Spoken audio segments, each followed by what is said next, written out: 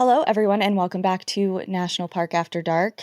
I'm Danielle. And I'm Cassie, and you're listening to Trail Tales. If you're new here, this is our Thursday episodes where we come on here and we read stories that you have all submitted to us.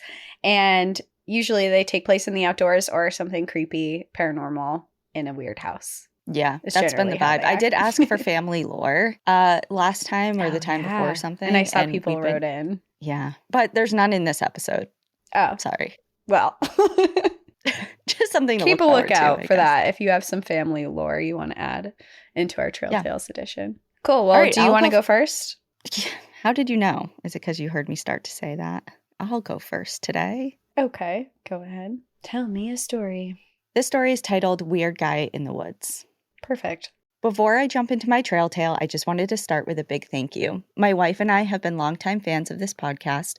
We've been meaning to share this story for a while now. We really appreciate the way you highlight women's voices and advocate for representation. It hits home for me especially, being the dad of a 4-year-old daughter. Back in our early 20s, my wife and I were living the van life dream. We traveled all over the US and Canada, visiting nearly every national park along the way. These days, we're a little more settled down, but we love reliving those adventures through your podcast. You help keep that spark alive for us. So, with that said, here's our tale. It was September of 2014. I remember the date very clearly, and you'll understand why soon. My wife and I were headed to her family's vacation home in the Poconos for a weekend escape. Most Fridays after work, we'd pack up the car with our dog and some supplies and head out of the city. For those unfamiliar, the Poconos are a region in northeastern Pennsylvania full of dense woods and rolling hills. Mountains might seem like a generous term, but it's a beautiful, peaceful area, popular with folks from Philly and New York looking to unplug for the weekend. That Friday, traffic was heavier than usual. There were cops everywhere, but we figured it was just the usual Friday night stuff. DUIs, congestion, people rushing to get out of town. Eventually, we made it to the house. We had a couple drinks, threw a frozen pizza in the oven, as one does, and went to bed. The next morning, we were up early. That's our weekend routine, coffee and breakfast together. Then my wife dives into schoolwork and online classes, and I go fishing. I'm not some rugged outdoorsman or survivalist. I just really, really like hiking and fishing. The Poconos are perfect for that, with endless trails, lakes, and pockets of wilderness. On this particular morning, I decided to check out a spot in a nearby state game land. And for those outside of Pennsylvania, these are large tracts of public lands that are open for hunting and fishing. They're more remote and far less traffic than regular parks, which is part of what I love about them. I drove a short way and pulled into a quiet gravel trailhead. The signage was faded and the lot was empty. I checked the board to make sure hunting season hadn't started yet. It hadn't. So I set off down the 5-mile trail, aiming for a lake at the end. When I hike solo, I usually bring my bear mace and play some music on a little Bluetooth speaker. Not because it scares bears, I know it doesn't, but just to let any wildlife or people know that I was coming. Plus, it keeps me feeling from too alone out there. I hadn't gotten more than half a mile in when I rounded a bend and nearly ran straight into a man. We startled each other. He was big, mustached, wearing a camo hat and tight, light wash jeans. But what really caught my attention, though, were the 2 guns holstered at his sides. No backpack, no water bottle, no jacket, just guns. It was odd. Hunting season was still weeks away, and my car was the only one in the lot. How did he even get here? Still, this was rural Pennsylvania. People carry guns, and they take their Second Amendment very seriously. I tried to brush it off, but I would be lying if I said it didn't rattle me a bit. We passed each other in silence, eyes over our shoulders until we were out of view. I pushed on, trying to shake the unease. A mile or so later, the trail opened up into a series of hills. From the top, I could see movement ahead. 2 figures walking dogs. As I got closer, the scene became clearer. 2 men, each with a large German Shepherd. When the dogs spotted me, they lost it. Snarling, barking, straining against their leashes. The men didn't say a word. No apology, no acknowledgement, just cold stares. What the fuck? I yelled, more startled than anything, but they just said nothing and kept walking. It was surreal. I remember thinking, why is this trail so suddenly busy at 6 a.m.? Still fuming, I picked up the pace and made it the rest of the way to the lake. Thankfully, it was as serene as I had hoped, blanketed in a morning fog, still and quiet. I set up camp, chair, rods, a small fire, and a hot cup of coffee. After a couple cups, nature called, so I stepped off the trail into the woods to pee. And that's when I heard it. Faint engines and beeping in the distance. Suddenly, I felt watched. The kind of primal unease that makes the hairs on your neck stand up. But I told myself to just stay calm. When you're alone in the woods, you have to stay calm. I finished up, shook it off, and went back to my fire. Not long after, I heard the sound of an engine again. A green pickup truck rumbled down the trail. Strange, since I hadn't realized vehicles could even get back there. It had Pennsylvania Fish and Game Commission printed on the side in yellow. My first thought, great. They're going to hassle me about the fire or check my license. But instead, the officers rolled down their window and asked, "Mornin', how's the fishing?" "Not too bad," I said. "How about you guys?" They didn't answer. Just another question. "Have you seen anyone else out here today? Anything unusual?" I told them about the hiker that I had seen. "Why?" I asked. "No reason," one said. "Just doing our rounds." They handed me a card and said, "Call us if you see anything else that seems off," and then drove away. And that was enough weirdness for one morning. Between the armed guy, the dogs, and now the cryptic game officers, I decided I was done for the day. I hiked out quickly, drove home, and tried to shake the feeling. Later that night, just as my wife and I were getting into bed, my phone rang. It was my mom, which was unusual, especially that late, so I figured I should probably pick up. She sounded anxious right off the bat. "You guys aren't in the mountain house, are you?" Yeah, why?" There was a pause, and then she said, "There's a sniper, a guy on the run. He killed a state trooper, and it's all happening right near the house." Oh, God. At first, I thought maybe she was overreacting or misreading something on the news. Coming from a big, dramatic Italian family, this kind of behavior doesn't exactly raise eyebrows. But I opened my laptop and typed a few words into Google. Within seconds, there it was. Front page headlines. A man named Eric Freen had ambushed a Pennsylvania state police barracks. One officer was dead, another was in critical condition, and Eric had vanished into the woods. The same woods I'd been hiking throughout that morning. Suddenly, the whole day came into focus.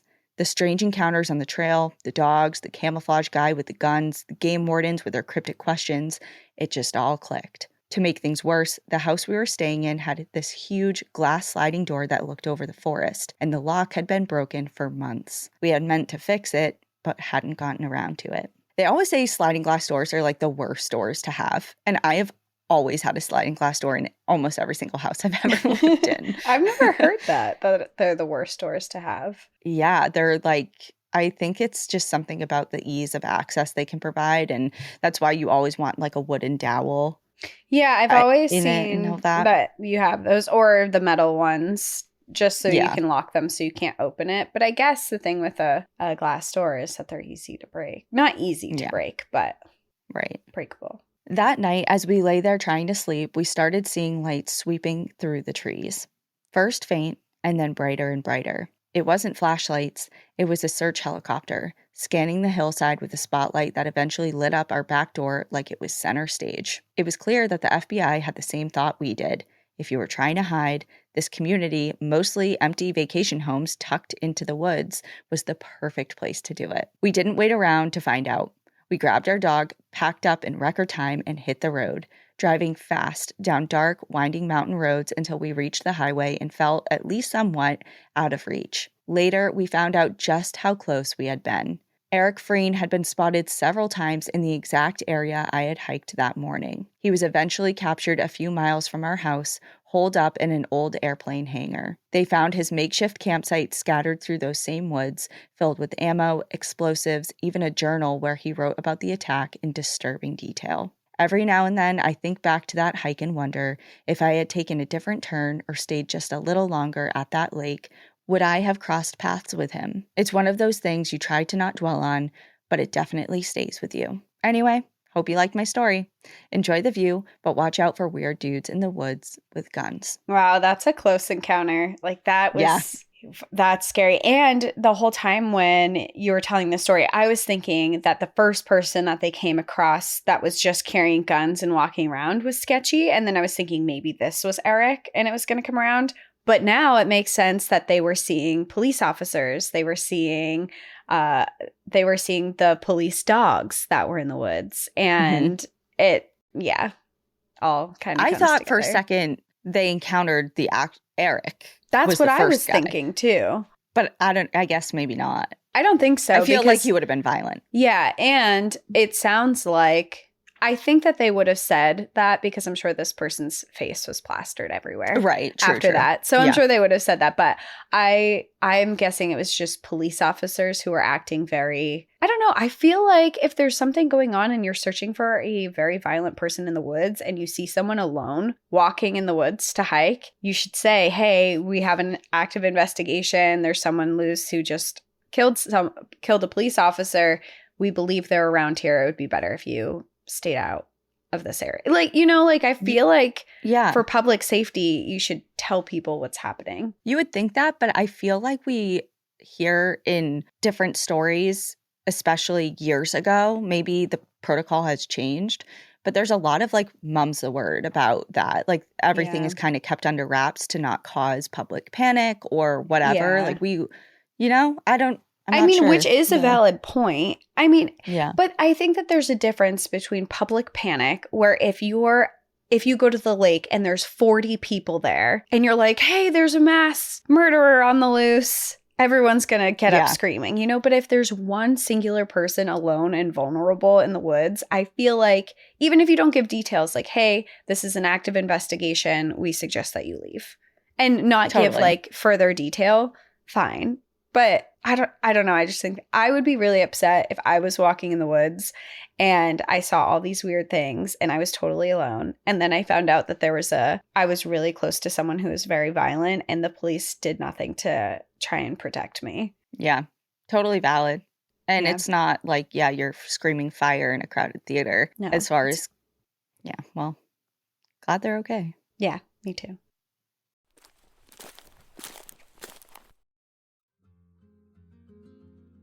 Here at National Park After Dark, we're always giving national parks their flowers and love. But as we've said before, time and time again, there is so much more to explore outside of these wonderful places. Overlooked gems around the country that are just as wonderful and deserving of exploration. And this summer and fall, Moab, Utah invites you to try something new. Of course, their 2 national parks are amazing, but there are hundreds of other things to do, and you'd be missing out on so much magic if you just stuck to those 2 parks. The best way to explore somewhere new is going with someone who knows these places best, so go with a guide. Try river rafting, like a half-day trip down the Daly, or maybe you're feeling some rock climbing or canyoneering. Or how about switching it up entirely and exploring on horseback or mountain bike? Maybe take a trip down to Bears Ears National Monument for some astounding backpacking. And when the sun sets there, oh my god, I've never seen anything more beautiful. You can enjoy some of the best stargazing in the world there because Moab is a certified international dark sky community. You can learn about local history by visiting nearby dinosaur tracks and petroglyph sites, or maybe you just want to take a load off altogether. You can drive the Upper Colorado River Scenic Byway, which takes drivers from Moab to Dewey Bridge, passing views of the river, Grand Staff Canyon, Castle Valley, and Fisher Towers. Moab is one of my favorite places in the world. I've made so many memories there, and I know you will too. Find a list of lodging options, guide companies, and plan your trip today at discovermoab.com.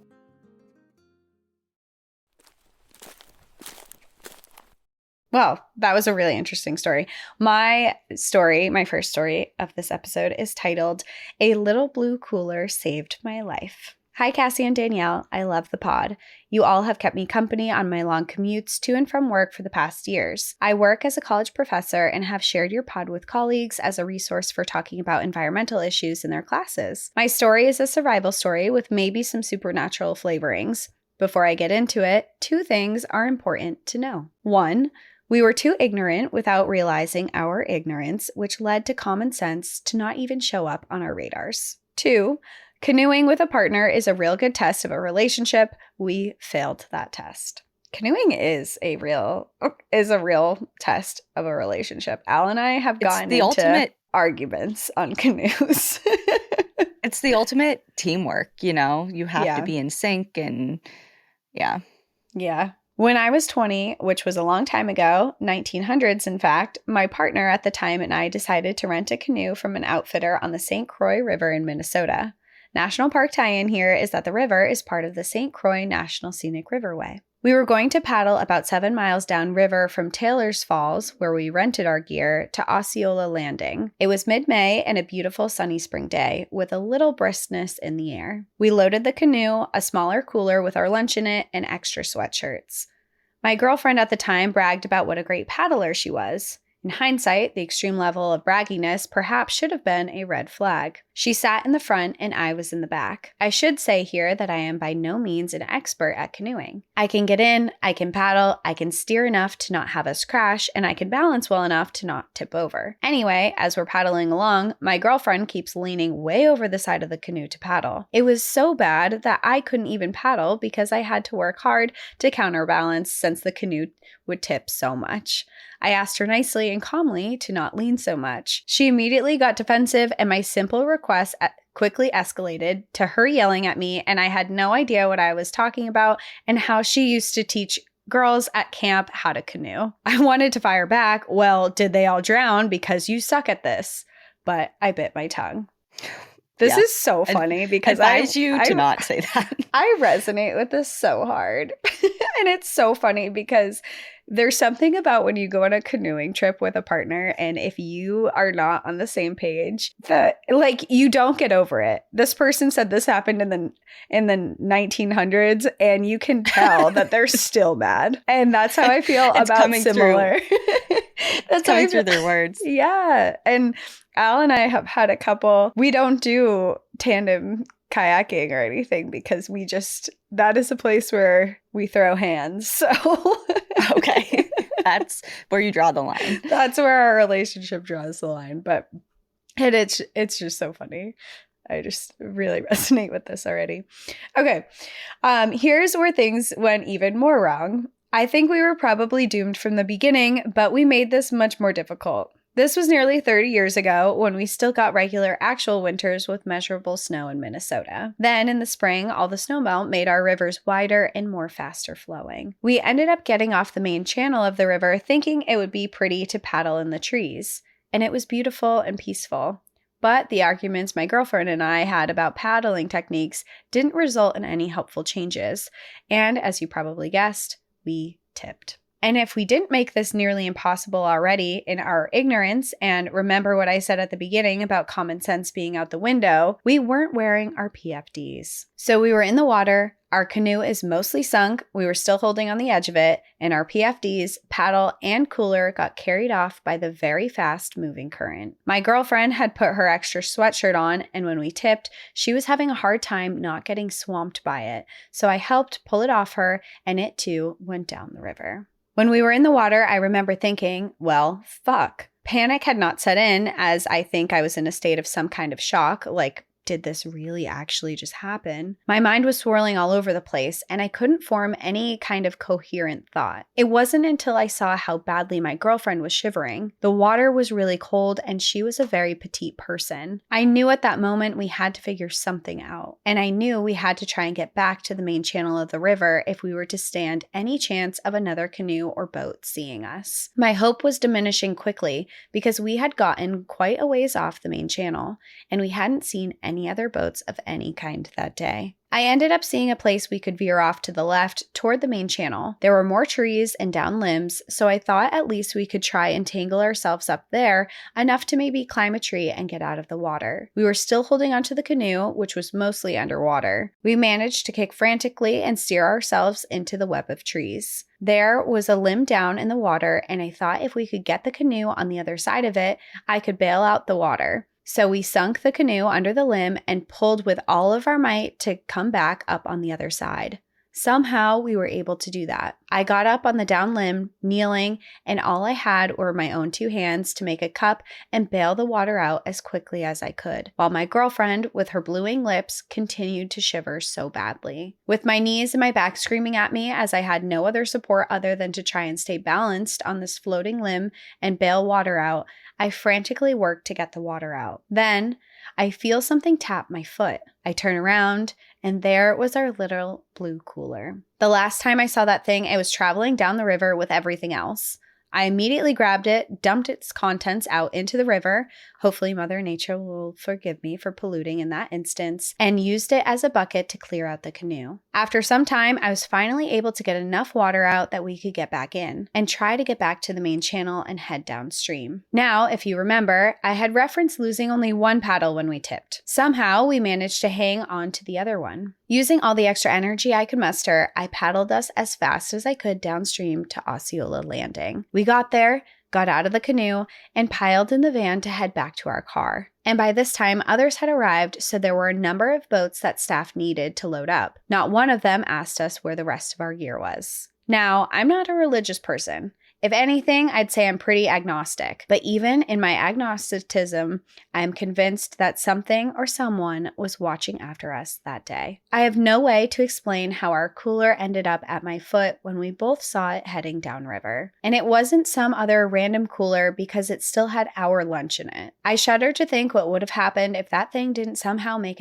its way back to us. My father loved to canoe the St. Croix River. He did it regularly, either by himself or with his brother. When I was 12, he and I did a trip down the river together. It was the first and only time we did that. He passed away unexpectedly when I was 16. You both have talked about how there are no coincidences, and the more I have listened to your pod and your own experiences, the more I have come to believe that too. As I think back on the story, I wonder more and more if it was my father that saved us that day. That's my story. Lessons learned. Wear your PFD, know some basics about understanding water conditions, and don't get off the main channel of a fast-moving river if you don't know what you're doing. And lastly, if you can't canoe together peacefully, get out of that relationship. Oh, no. And no, thankfully, I am not with that person anymore. My now wife and I canoe very well together. Anyway, thanks for sharing my story. Enjoy the view, but watch your back because you never know when a little blue cooler will show up there to bail you out, figuratively and quite literally. Sean. Well, you have some thinking to do. You and Al need to get into a canoe and work it out before September 6th. I think we're just going to avoid canoeing together, you know? Okay. We don't need to. We both You don't need to do everything together. No, we have a paddleboard and we have a kayak and they're separate and it's great. Well, I think that you had some help from somewhere or someone with that one. But I have one memorable canoe capsizing event, and it wasn't nearly as dramatic, but it's kind of seared into my memory because me and my stepdad would go fishing at this like local lake, and we would take the canoe out. Talk about no help. I was no help. I was probably making it harder. But yeah, we were canoeing and fishing and something happened. Don't know what, but we capsized and we were in pretty shallow water. Like he's 6'6", so he could stand. And I was freaking out. I don't know what age I was, maybe like 11 or 12. I was kind of freaking out, whatever. He basically just like righted it again because he was just like in the muck, but standing. He righted it. And when he did, a bunch of water and debris and stuff got in it, and it had a turtle had washed inside. Oh. And I begged to keep that turtle. And he's like, yeah, you know what? Hell yeah. So we brought it home. He said yes. And so we brought it home, and my mom was like, absolutely not. Like, and that's the first time I heard about salmonella and like why that's you a can't problem. Keep that. Yeah. So yeah, we brought it back, but it was an adventure, and I think about that turtle a lot. It's just like a little box turtle. No.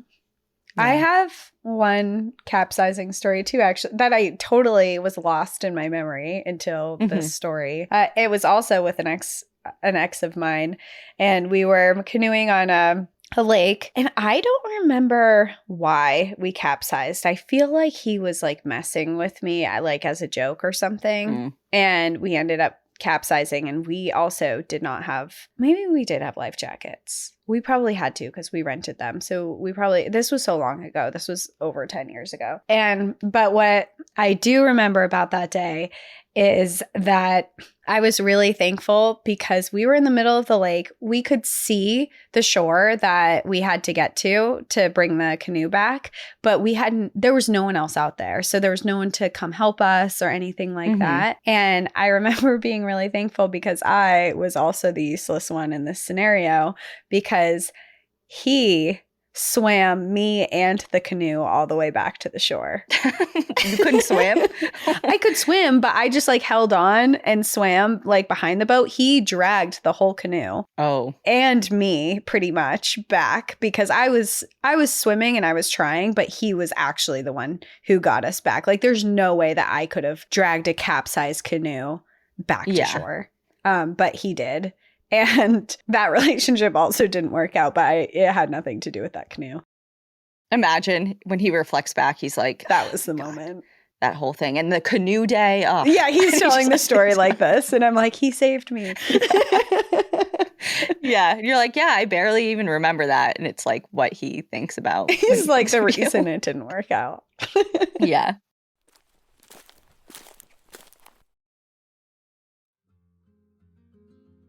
Some of the stories that we share on the show are a little, let's say, creepy.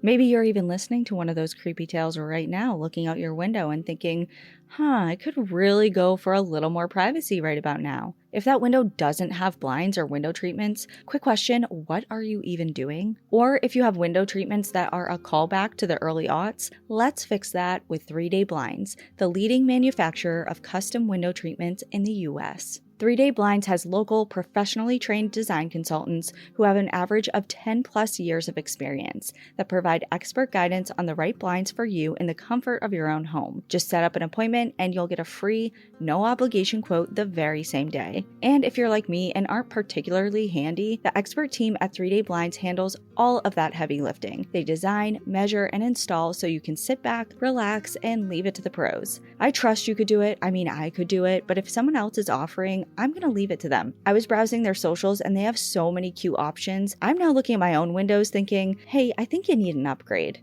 They have thousands of options to choose from that can fit any style and budget, and I love that they provide actual samples so the guesswork of how it will look in real life goes right out the window. Right now, you can get 3 Day Blinds buy one, get one 50% off deal on custom blinds, shades, shutters, and drapery. For a free, no charge, no obligation consultation, just head to 3dayblinds.com/NPAD. That's buy one, get one 50% off when you head to 3dayblinds.com/NPAD. That's the number 3, DAY, blinds, BLINDS.com/NPAD.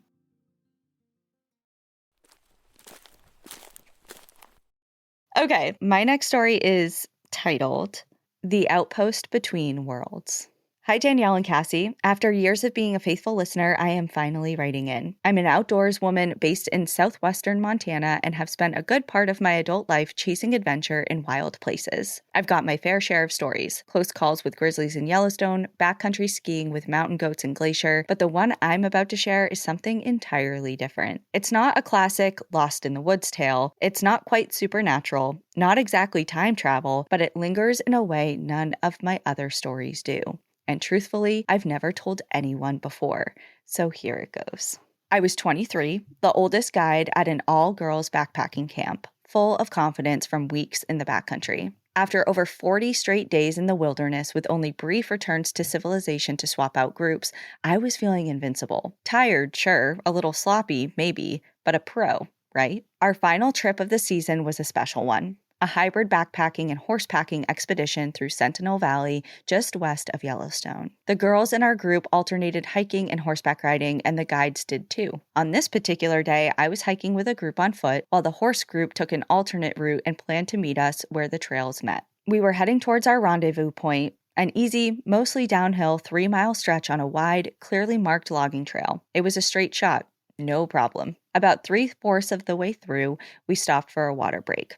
Nothing unusual. Spirits were high. We were laughing, relaxed, feeling accomplished at the end of a significant backpacking trip. Then something strange happened. Without any thought or discussion, without any reason, I led the girls off the main trail. There was no indication to go that way, no marker. I hadn't seen it on the map. I just went and brought 6 teenage girls with me. I guided us onto a narrow, winding, barely there, overgrown single track. It weaved through a stand of massive boulders and popped us out into a clearing. As soon as we emerged from the rocks, it was like we stepped into a different time. The trail opened up into a wide drainage surrounded by thick woods and cliffs. It was stunning and it was eerie. There, tucked into the landscape like a forgotten memory, were the remains of an old outpost. Weathered hitching posts, crumbling horse corrals, rusted tools in the grass, the kind of place trappers or miners might have used in the 1800s. And yet, it didn't feel abandoned. It felt like whoever had been there had just stepped away for lunch. We stopped for lunch around mile 3, assuming we'd just beat the horse group to the meeting spot, but they didn't show, so we waited. And then something shifted. I don't know if I fell asleep, fainted, or slipped out of time altogether, but I was no longer in present time. I saw the clearing again, but it was alive, busy. I saw a woman in turn-of-the-century settler's clothing. She looked directly at me and smiled, and then just returned to her work. Just as quickly, I snapped back. The girls were still eating, but everything felt altered. I stood up and abruptly said, "We need to go back." We retraced our steps through the boulders, back to the wide logging road, and hiked quickly towards the correct meeting spot. We found the horse group just a half a mile down the main trail, visibly shaken and clearly relieved. That's when I found out we hadn't been 30 minutes late, as I had assumed. We had been missing for 4 hours. What? The rest of the group had been searching and yelling for us for hours without finding a trace of us, even though we were less than a half a mile away. None of the girls I was with could explain it or account for the time lapse either, and I certainly can't. And my co-guides, let's just say they weren't exactly thrilled with this mystery. I honestly don't know, but years later, I came across a detail that gave me the chills. In 1876, the Poindexter and Orr Cattle Company brought the first cattle operation to that very valley. One of the ranchers, Rachel Orr, is said to have named it Sentinel Valley in honor of the nation's 100th year of independence. When I read her name, something deep inside me lit up. Had I somehow encountered Rachel Orr herself? I've always had a reverence for women in the wild, those who came before us, who shaped these rugged places with grit and grace. That day changed something in me. Maybe Rachel was watching. Maybe she approved of what I was doing, leading girls into the wilderness, teaching them how to move through the mountains with confidence and with strength. Thank you for creating a space for the stories that don't quite fit into any one box. This one's been sitting in my bones for over 15 years, and it feels really good to finally let it breathe. Wow. I've never heard a story like that we've told on the podcast, and that is so interesting. I know. It feels so unexplainable, but it's just, how do you think you sit down for lunch for 30 minutes and you're gone for 30 minutes and there's 4 hours and you have this weird experience during it? And none of the people you're with can explain it either. They also think there you're were gone 7 for 30 people minutes. total, that entire group. And just like the inexplicable, after 40 days of doing this, just randomly getting up and being like, we're going to go over here, just totally diverge from the plan. When you clearly subconscious know the trail, you've been here. Yeah. And the only time that we've even touched upon time lapses or missing time, I think, is when we've talked about extraterrestrial or UFO encounters or things like that, especially hearkening back to the Allagash But this 4 feels especially. like interdimensional. Yes. It feels like a ripple in time or like a rip in the dimensions or something like that, just like a peek through. Because, the whole like quantum theory type of interdimensional thing, and I forget exactly what it's called, but the theory that essentially all time is happening at once. Like the past and present and future are not that. It's just how we perceive it. And it's actually everything is happening all at one time. So like that explains like a rip in time. You're just seeing into a different version of this world. Yeah. And so what we perceive as the past and Rachel Orr in the 1870 something is really happening now at the same time that her and her group were there. And that's like that little glimpse was just like kind of this fluctuation of, I don't know. It's just so interesting. And I think that that's quite the experience to have. And I wonder if those girls think about it too. Yeah. Or if they had an experience that maybe you're not aware of too. Yeah. In those moments. Yeah. Yeah. Well, thank you for feeling safe to share it here because we think it's really interesting. Yeah. Thank you so much.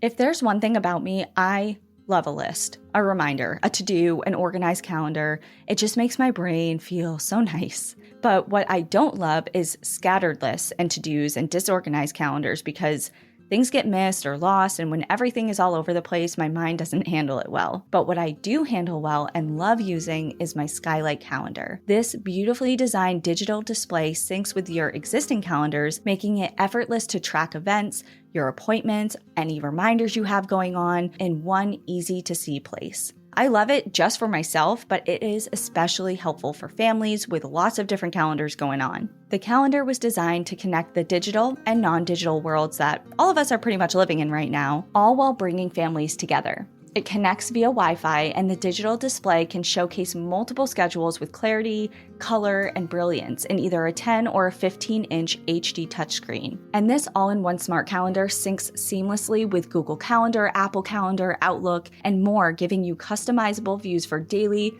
weekly, or monthly planning. I love zooming out.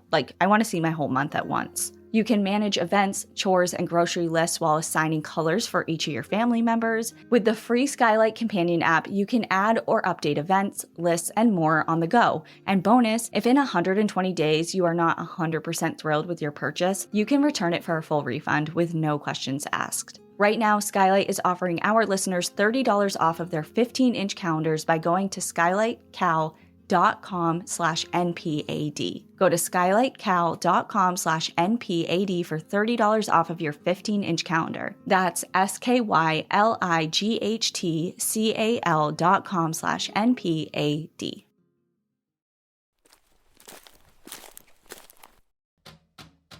Hey everyone, we wanted to tell you about a new podcast we've just discovered and have loved listening to. It's called Armchair Explorer, and if you like our show, we think you're gonna like this one too. Armchair Explorer features interviews with the world's greatest adventurers and explorers, immersive travel documentaries recorded on location, deep dives into cultures around the world, and inspiration for how to live life to the fullest. One of my favorite episodes that they've done recently was about a guy named Rob Pope, who recreated Forrest Gump's exact run from the movie 5 times across America back to back, 15,600 miles, 422 days, and 2 boxes of chocolate. I also really loved an episode they called The Long Ride Home about a guy named Felipe Massetti who rode his horse 10,000 miles from his adopted home in Canada to his childhood home in Brazil. He survived grizzly bears, deserts, cartels, and gunshots along the way. Hailed as inspiring storytelling by the New York Times and ear candy for listeners by the Washington Post, Armchair Explorer takes you on an incredible adventure every single week. Listen wherever you get your podcasts. Moving on to the next story. Mine is titled Honeymoon Adventure for the Ages, Fire in Denali National Park. Hi, Danielle and Cassie. My name is Holly, and I have been a huge fan of your podcast almost since the beginning. I found you guys over the summer of 2021 looking for something to listen to coming up to my new job and long commute. I heard the Jenny Lake Ranger episode and was hooked. Yeah, that is very new. That is very, very beginning. So you have been with us the whole time. We believe you. Yeah. You probably don't remember, Danielle, but I reached out to you because I had visited the Wolf and Wildlife Sanctuary you worked at in Colorado, and you sent me an adorable picture of you with some of the wolves. Oh, that was nice of me. That was nice. I don't remember, but sounds like something I'd do. I'll start by saying I am more of an outsidey person than an outdoorsy kind of gal. I'm a little prissy when it comes to being comfortable, sleeping, showers, and plumbing. I feel that. However, I still grew up appreciating nature and hiking every vacation with my family, and now with my husband, Carl. Carl and I just got married right up against the border of Rocky Mountain National Park in Estes in May of 2024 and planned a honeymoon cruise to Alaska. We're not huge fans of the heat, so we wanted a summer destination that wouldn't be too hot, but with lots of outdoor adventures as well, so we knew Alaska would be perfect. If you haven't done the cruise through the Inner Passage, it is so worth it. We did did a week on the cruise, starting in Vancouver and traveling up with stops in Ketchikan, Juneau, and Skagway. The highlight was cruising through Glacier Bay National Park and seeing otters, seals, and glacier calving. After the cruise, we docked in Anchorage and then took the train up to Denali National Park, down to Talkeetna, and then Kenai Fords National Park. The main story I wanted to share starts when we got off the boat and boarded the 180-degree glass dome train to travel from Anchorage to Denali. The train was absolutely stunning, and we were quickly rewarded with a clear view of the mountain early on and was visible for a lot of the journey. That's really exciting because you don't see Denali that often. It was really exciting and seemed like a good omen for the land portion of our trip. Spoiler, it wasn't. We make it to Denali in the evening and almost instantly go to bed after wandering around the lodge for a bit, which was run by the Princess Cruise Company. The next morning, we get ready to hike and go on our bus tour through the park, and off we go. We were lucky again to get a clear view of the mountain going through. We did some small little hikes throughout the day. When it was time to turn around, our guide began telling us how lucky we were to get such a clear view because oftentimes in the summer, the mountain produces storms or the smoke from wildfires makes the view hazy. And how lucky for us, as he summoned one, we turned around the bend back towards the visitor center and we all stared in horror as the giant plume of black smoke and red flame was visible not too far off in the distance. The bus driver said there was nothing coming in on the radio, which meant that it wasn't something to worry about yet, and we all hesitantly got off the bus at the visitor center. My husband and I collect stickers from all national parks we go to, so we went to the gift shop before heading to the main visitor center. We were hoping all was contained, as the driver said, and wanted to get as much time in the park that we could, just in case. However, just when we approached the main building, we were immediately told by the rangers to turn around and get back to the buses.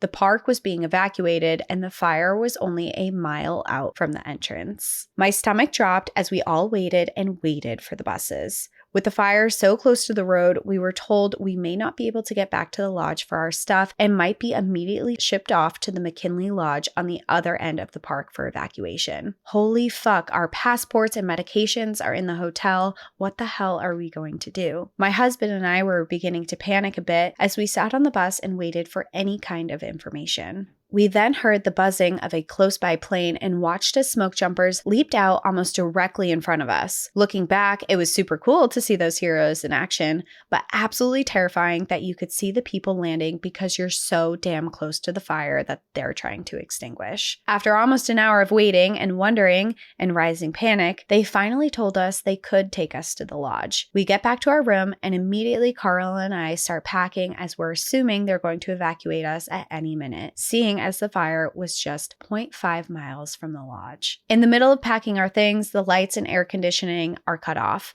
Electricity is completely out, and everybody else at the lodge is out on the decks trying to see what's going on. We can see the smoke cloud getting bigger, and you can see the wall of flames from across the little creek. Thinking they're about to call an emergency evacuation any second now, we try to refill our water bottles and realize the water was turned off as well. Carl and I decide to go to the front desk to see what the hell is going on and when we're hopefully leaving. On the way to the main lodge, we run into an employee who tells us there are no plans for evacuation because of the quote, river between us and the fire. They had the gall to call it a goddamn river. I could throw a stone from one end to the other. It was a tiny strip of moving water, but okay, we totally believe you.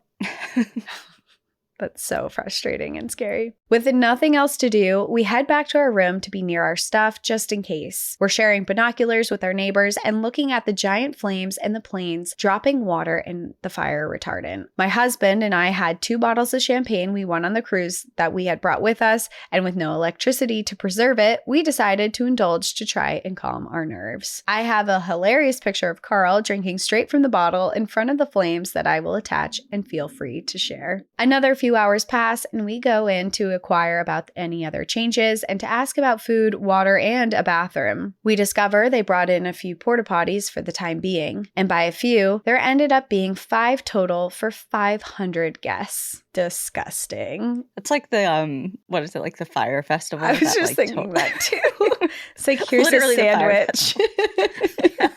Literally a fire festival. Yeah. For food, since everything was going to spoil, they had a massive barbecue for everyone with beef, chicken, and veggie burgers. Finally, things are looking up with the prospect of food and our 2 bottles of champagne. We order food and they come back with the most dry and disgusting chicken burgers we've ever had, and then stick us with a bill of $25 per shitty burger. Are you serious? You can't charge for food when you are not giving hotel guests bathrooms. Yeah, I understand. That's the audacity. There's like extenuating circumstances and stuff, but yeah, you can't charge people. It's like, you're doing the best you can given the circumstances. Everything's on fire, but don't charge people for that. Yeah, you can't charge people for that when they don't have electricity, running water, or a bathroom in the hotel that they have paid to stay at. Yeah, porta potties I can't do them. I would rather go in the woods 1000%. Just everything about porta potties, and I think it stems from, was it Jackass or Wild Boys when... It must have been Jackass. It was Jackass in the early 2000s when they put him in the porta potty and then like rolled him down the hill. Or like catapulted him into the air or something. I don't know what something it was. Like that. It makes me want to throw up right now. Like there's something about human excrement that just makes me... That's my line. That's my line in the sand. I just can't do it. I can't do it, man. I can dissect animals. I can clean whatever comes out of them. But I can do whatever. When it comes to people. Get away from me. Yeah, porta potties, I can do a porta potty if it's necessary and hopefully it's well cleaned. But if I'm staying at a hotel to avoid those kind of... like, if you're camping and there's a porta potty, it's like, okay, I get it. But if you're in a nice hotel... and they're making you use a porta potty, that is like you paid for more than that. Yeah. You're sounding outsidey right now. That's very outsidey of you to say. Thank you, I think. Anyway, going back into the story, they had really nice restaurants when there wasn't a natural disaster happening, but were only able to serve crappy burgers with a few chips on the side while letting everything else on their menu go to waste. Upside down smiley face. To recap, there's a wildfire 0.5 miles from our location, no electricity or plumbing, only 5 nasty porta potties, and they're charging us $50 for garbage crisis burgers. We agree with you, clearly. At this point, we're hot, exhausted, hungry, and I'm completely trashed from my bottle of champagne. We then go back to our room and try to sleep for the night. Cold thing of champagne, I forgot about that. The next day, we were already scheduled to leave, and we were given the all clear to load up the bus and head out. After almost 2 days of traveling, hiking, sweating, the bus ride was almost enough to make me want to take my chances with the fire lodge rather than the many stinky, unshowered people on the bus. But we all boarded the buses and were off to the town of Talkeetna, where our rooms weren't ready for us because of the guests who were supposed to move on to Denali, but couldn't because the park was closed. The bright side of all of this is that our Talkeetna excursion was visiting the Iditarod running dog sled kennel, where I got to meet the dogs, pet the puppies, and got peed on by one of the pups. Totally worth it. Thank you for reading my trail tale and keep up the wonderful work, Holly. Holly, if you can get through that on your honeymoon, I think you're laying some pretty strong foundational work for your marriage. So. Yeah. Congrats. And Talkeetna is so, like, it's hard to be upset in Talkeetna. Yeah. Talkeetna is such a special place. It really is. I love it there. Oh, okay. That was a lot. Well, my last story is actually also Alaska-based. Cool. I love Alaska.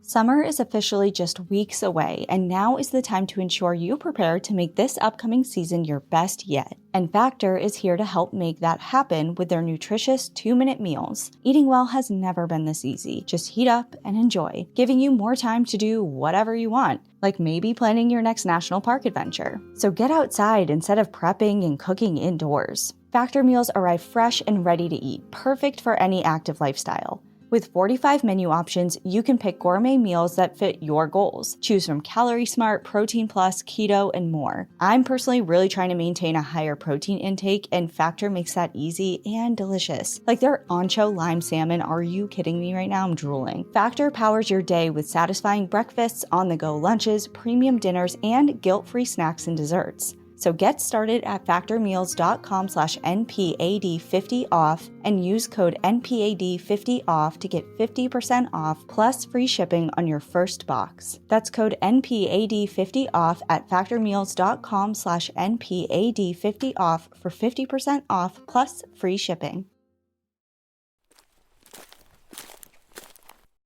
This last story of mine is titled Dad's 50th State and the Lights That Spoke Back. Hi, Cassie and Danielle. My wife, Becky, is a National Park After Dark outsider and has no idea we are submitting this story. Gotta have some surprises left after being married for 20 years, right? Love it. Oh, surprise, Becky. Our sons and I love hearing her favorite episodes whenever we do a family road trip. You've been in the car with us on many adventures. Thank you for creating some epic content focused on some of our favorite topics. Our youngest son, Gavin, thought you would both appreciate hearing this tale. Dad passed away very unexpectedly in June of 2017. He was just 62 years old. He had a brain aneurysm struck out of nowhere, and a week later, he was gone. He was my hero and one of my biggest mentors, one of my best friends, and he was incredibly close with our sons, his grandsons. His death hit our entire family hard. About a year after he passed, I was going through old text messages when I came across one that stopped me in my tracks. It said, "Well, guys, I'm down to one state yet to set foot in, Alaska. We're in Nevada tonight and on to Oregon tomorrow." He was so close, one state shy of a dream he had chased for years, visiting all 50 states. And somehow he had left Nevada for number 49, which still cracks me up. I immediately called my brother. We started talking about that message about Dad, and almost jokingly I said, "What if we take some of his ashes to Alaska? Let him hit number 50. You know those moments where a silly idea suddenly turns serious because deep down, it's exactly what you need to do? Within minutes, we were both pleading with our wives, asking for permission like little kids, hoping for a sleepover. Except this one involved plane tickets, rental cars, and a cabin thousands of miles away. Thankfully, our wives are amazing, and they were fully on board. We booked the trip for Labor Day weekend. We flew into Anchorage, drove to Seward. Our rental home sat just off a beautiful bay nestled in the mountains. The view from the patio was breathtaking, and we knew instantly Dad would have loved this place. We hiked in Kenai Fjords National Park. We took a cruise. We saw killer whales, puffins, and salmon. We shared stories. We had space to be alone and space to be together. Through it all, Dad was there. You could feel him. Sometimes I could have sworn he was standing right next to me. Then came Saturday, September 1st, 2018. About 9:45 at night, the sun had dipped just enough to turn the sky deep blue behind the mountains. That's when Gavin, my son, walked into the bay and scattered some of his Grandpa Pete's ashes into the water. In that little moment on the edge of the bay, Dad finally reached his 50th state. We returned to the cabin and gathered on the deck, lights on, stories flowing, belly laughs rolling. Dad would have loved that night, just family, laughing, living, and remembering. Then something strange happened. As we were sharing a moment of laughter, the deck lights started pulsing. Not flickering, not turning on and off, pulsing like a heartbeat. We all stopped, jaws dropped, and time felt suspended. Someone got up, flipped the switch, turned the lights off. When we turned them back on, they were normal, just regular lights. We nervously joked about it, but we'd been out there the past few nights. Same time, same lights. Nothing like that had ever happened before. Eventually, we settled back in, more stories, more laughter. Then it happened again. The lights pulsed. Not a glitch, not our imagination. They pulsed again, right as we were laughing. And in that moment, we knew. Dad was with us, laughing along, playing one last prank, or maybe reminding us it was getting late and it was time for bed. Here's the kicker. We hadn't realized the name of the bay we'd put Dad's ashes in until right before we arrived in Alaska, Resurrection Bay. Yep, we unintentionally put Dad to rest into Resurrection Bay. It felt like a sign, like confirmation that something bigger was at play. We've always had stories in our family, odd things that happen after someone passes, things that felt too meaningful to be coincidence. But I'll admit, I used to be the skeptic, the guy in the back of the room thinking, maybe it didn't happen exactly like that. But after this, I believe. I believe that those we love are still with us even after they're gone. We just have to slow down, open up, make space for the silence, for the signs, for the laughter, because if we do, really do, we might just feel them again. Thank you both for all of the joy you've brought our family throughout our adventures. Thank you both so much for using your platform in a powerful and positive way. Please know you are having a profoundly positive impact on the lives of so many. You two are the best. Thanks, Mike. I loved that story. I thought it was beautiful. And So sweet. So sweet. And I mean, they say that lights flickering is one of the biggest paranormal signs. So yeah, I think this reminded me, it didn't happen to me, but same type of thing after Ian passed away. So I think I've talked about it before on the show or not. I'm not sure. But him and his family have had a property on an island in one of Maine's lakes they literally bought the property. His family bought the property in the 1800s. Like, it has been theirs for hundreds of years, and they have a cabin, and now it's kind of like a whole compound. There's a bunch of different little buildings and stuff on it, but pretty basic, with no running water, or like they have a generator and stuff for electricity, but pretty minimal. No electrical work. And outhouses and things like that. But anyways, so after his celebration of life, where he didn't have a funeral, he had a celebration of life in our hometown, but also we went up to his family's lake, and that's where we spread his ashes, in that lake. And later that summer, his family was out on the porch laughing and sharing stories about him, and just like, that was Ian's favorite place to be. And the lights on the porch were flickering when they were talking about him. Yeah. And it's just like, even if it's something electrical or whatever, it's like, don't take that away from people, like, outwardly, like, if, like Mike was saying, like, he was the one in the back of the room, like, thinking to himself, like, maybe. And that's fine. I think you can always have your doubts and stuff, but to, like, keep it to yourself, because for somebody who's taking meaning and comfort and solace out of an experience like that, like, don't take that away from somebody, Yeah. I also just think with this story and your story, I mean, to happen at that exact moment. I know. We always say, I know. I believe. No such thing as coincidences. I'm not doubting or taking away from any of that. I think it's totally real. Yeah, me too. Thanks, Mike, for sharing. And it's special to have a close family like that. Yes. All right, moving to my last story. Mine is titled My First Brush with Wilderness Medicine. Hello, Cassie and Danielle. I first want to say that I am a huge fan. I am right in the middle of a move, and your podcast is the perfect thing to keep me company while packing. Your stories are so captivating and informative of the parks that so many love to visit. So much so that I decided to share one of my own trail tales. This took place in the summer of 2017. I had just obtained my first job in the Park Service at a state park in the high desert of Oregon. While there, a friend of mine, Justin, contacted me saying he wanted to go whitewater kayaking in the area and was wondering if I would be interested in catching up and camping with him. Justin and I had met the previous winter while contra dancing. I don't know what that is. Contra dancing? Yeah, but I want to know. And had become fast friends, bonding over our love for the outdoors.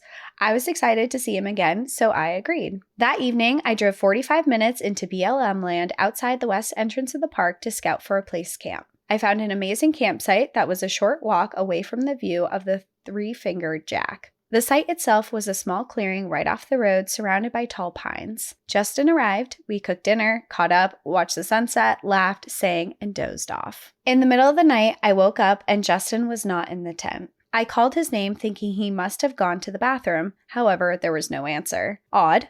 I grabbed my flashlight, put on my clothes, and left the tent in search of him. He was nowhere to be seen in the immediate area surrounding the tent or in the woods either. I continued calling his name with no reply. After several minutes of searching the campsite, I decided to walk back to the cars. There, I found him. The passenger door to his car was open. Justin was sitting in the passenger seat with his upper body slumped against the passenger door. I thought I saw vomit on the ground. I ran over to him, grabbed his shoulders, sat him up, and started trying to shake him awake. I saw he was breathing, but was unresponsive, so I slapped him a couple times, sorry, which did the trick. When Justin opened his eyes, he was trying to speak, but was not forming words properly, and the right side of his face wasn't moving. Oh no. Did Justin just have a stroke? What was I supposed to do now? I had no idea where his car keys were. I could not drag him to my car. He was too heavy. The nearest cell service was at least a 30-minute drive from me. While pondering the fastest way to get him to help, he actually continued to look more and more alert. I asked him what the last thing he remembered was, and he replied, I was eating Taco Bell. I reminded him that we were in the woods and there was no Taco Bell nearby, to which he replied, Nuh-uh, I was eating a quesadilla. He then triumphantly whipped out a Taco Bell bag from God knows where and held it in the air. His face was beginning to look a lot more and more symmetrical. He's like, so he wasn't lying. He had Taco Bell. I took a deep emergency Taco Bell. That's why he went to his car. He's like, I can't eat this camp food. And pulls out his emergency He's just like Taco Bell. Smart. But unfortunately caught in the act. I took a deep breath. Justin was actually a lot more oriented than I initially thought. I looked back at the ground and what I thought was vomit was actually a taco that had been dropped. I asked him what happened after that, to which he replied, I took an Ambien and 2 shots of vodka. Naturally, Justin must have fallen asleep while sitting up mid-taco and slumped against the passenger door. The cold night numbed the side of his face exposed to the elements, which mimicked stroke symptoms. I sat up with him for a little bit before we both went back to bed and I attempted to sleep. This was my first brush with wilderness medicine, and while I am grateful that my friend did not have a stroke, it felt pretty intense. I continued working in the Park Service for 5 years before deciding to go to nursing school. After graduating, I worked in the ER for 2 years. And to bring the story full circle, remember how I said I am packing while listening to your podcast? I am packing because I recently accepted my first position serving as a nurse in one of the clinics in Yellowstone National Park. I am so grateful for this opportunity to facilitate safe recreation in some of the most beautiful areas on the planet. As always, enjoy the view, watch your back, and please don't mix sedatives. Ambien and 2 shots of vodka is not a joke. No, and on your second time hanging out, you're like, who is this person? What is happening? Why are you doing that? We went to bed. Yeah, she's like, I'm partying. I don't know about you, but like, I've never taken Ambien, a date with Taco Bell and an Ambien in my car. I haven't had Taco Bell in years. Yes. So long. But I could house a quesadilla right now and it's not even noon. Yeah, I love quesadillas. I can't speak to Taco Bell. I am not a fan, candidly. I think I've only eaten Taco Bell once in my life when I was a kid. It was the Taco Bell KFC when they were like combination. I think I don't know if they still are they? I remember I went in and I got like fried chicken and Taco Bell in the same thing. Oh, and like, yeah, one one of each. Violently ill after. So that was the last time I had fried chicken. I was with you and Al, and I threw up everywhere. Yeah, you did. In Joshua Tree. I'm like, okay, I get. And I had said fateful last words. I'm like, I haven't had fried food in so long. The next morning, I was hacking my brains out. Okay. Anyways, well, thank you everyone for sharing your stories. I have one more, and so does Cassie. Mine is titled Despacito and Gallstones. Despacito. And mine is titled Sign from My Mom. And these are 2 bonus episodes that you can hear on Patreon or Apple subscriptions. So go hang out with us over there. If you are interested in submitting your own trail tale to be featured on the episodes, you can go over to our website, npadpodcast.com, and there's a submission link there for you. Perfect. Well, thank you all for hanging out. We'll see you next week. In the meantime, enjoy the view. But watch your back. Bye, everyone. Bye. Thank you for joining us again this week. If you have a trail tale of your own you'd like to share, you can write to us at npadstories@gmail.com or visit our website at npadpodcast.com. Bonus trail tales and content are available to Patreon members and Apple subscribers. Follow the show on Instagram, TikTok, Facebook, and X at National Park After Dark. And if you prefer to watch our episodes, you can find us on YouTube at National Park After Dark. And as always, if you enjoy the show, please take a moment to rate, review, and subscribe wherever you listen to podcasts.